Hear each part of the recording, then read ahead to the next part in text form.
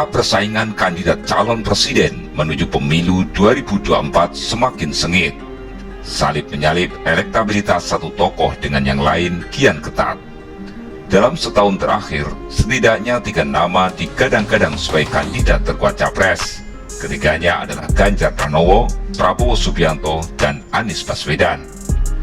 Prabowo mulanya kerap berada di urutan teratas. Dalam survei elektabilitas sejumlah lembaga, perlahan tingkat elektoralnya disalip oleh Ganjar.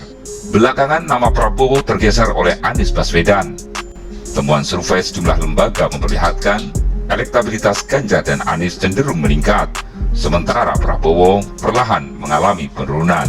Survei terbaru yang dirilis oleh Carta Politika Indonesia pada Selasa 29 November 2022 menunjukkan bahwa elektabilitas Ganjar berada di peringkat pertama dengan angka 32,6%. Dalam survei ini, untuk pertama kalinya posisi Prabowo digeser oleh Anies. Sebelumnya, Prabowo konsisten di urutan kedua, sementara Anies di peringkat ketiga. Elektabilitas Anies dalam survei terbaru ini sebesar 23,1%, sedangkan Prabowo 22,0%. Dilihat dari survei-survei sebelumnya, elektabilitas Ganjar dan Anies konsisten naik, sementara tingkat elektoral Prabowo belakangan mengalami penurunan.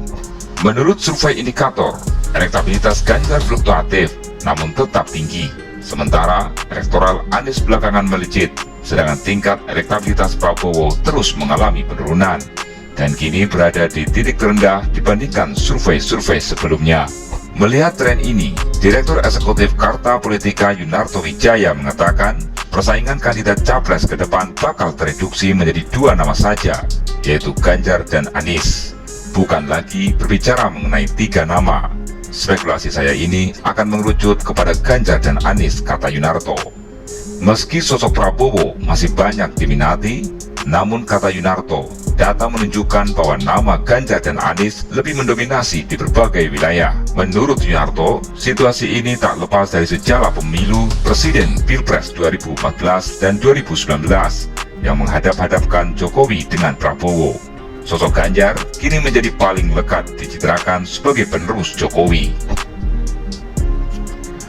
Sementara figur yang identik dengan antitesa Jokowi bukan lagi Prabowo melainkan Anies.